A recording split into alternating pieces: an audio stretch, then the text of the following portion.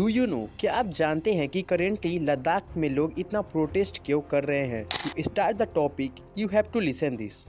एक अनशन शुरू करने के लिए, आमरण अनशन, जब तक हमारे लद्दाख की ये आवाज सुनी नहीं जाती, जब तक सरकार लद्दाख पर ध्यान न दे।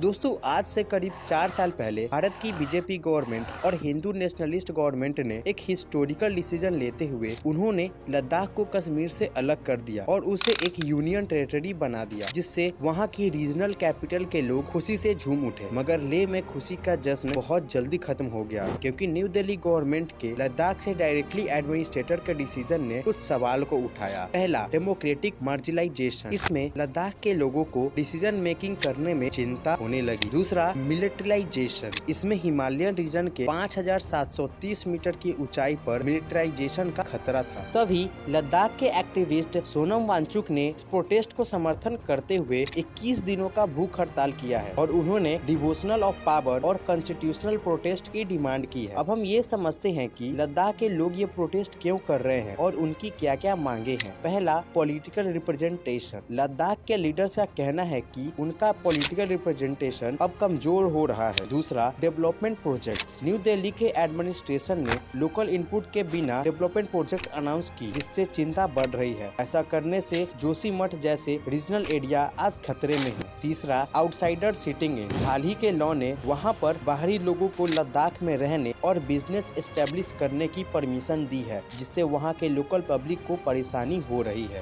और चौथा, स्ट्रिप्ड पावर। पहले अच्छी तरीके से चलने वाले संस्थाओं ने अपने पावर्स को सिग्निफिकेंट तरीके से लॉस किया है। हाल ही के आर्ग्यूमेंट में लद्दाख के लोग अपनी पहचान से कम प्रतिनिधित्व महसूस कर रहे हैं। इस फर्जाइल इकोसिस्टम में उनका पोटेंशियल कम हो रहा है। लद्दाख के निवासियों को यह डर है कि असहमति से विकास और औद्योगिक परियोजनाओं के कारण लद्दाख की फर्जाइल इकोलॉजी को नुकसान होगा। वे लोग एक डेमोग्राफिक शिफ्ट और अपने ट्राइबल डेमोग्राफ के बारे में चिंता कर रहे हैं। उन लोगों का कहना है कि लद्दाख अब अपने स्टेटहुड और सही न्याय की मांग के लिए लड़ रहा है। Remember, every protest carries a story of resilience, hope and the quest for justice. इस पर आपकी क्या राय है?